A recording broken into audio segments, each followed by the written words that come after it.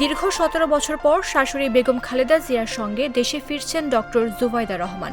হঠাৎ এই প্রত্যাবর্তনকে ঘিরে দেশের রাজনীতিতে তৈরি হয়েছে নানা প্রশ্ন, জল্পনা এবং আগ্রহ। ২০০৮ সালের ১১ সেপ্টেম্বর স্বামী তারেক রহমানের সঙ্গে দেশ ছাড়েন জুবাইদা রহমান। এরপর কেটে গেছে প্রায় ১.৫ যুগ।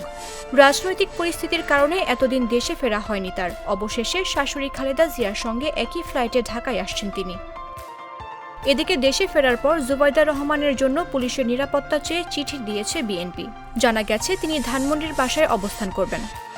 আওয়ামী লীগ সরকারের পতনের পর পরিবর্তিত রাজনৈতিক প্রেক্ষাপটে জুবাইদা রহমানের দেশে প্রত্যাবর্তন জনমনে কৌতূহল ও আগ্রহ সৃষ্টি করেছে।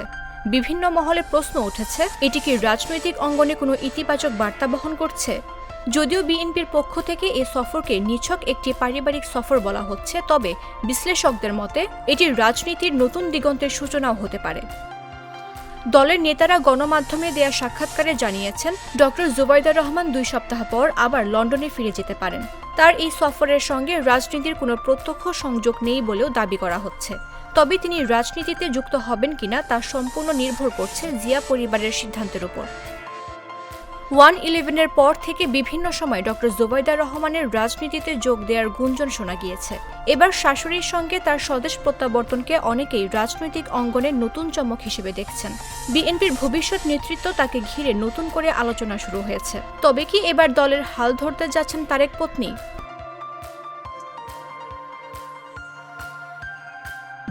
মামদুহা রাইসা, জাগো নিউজ।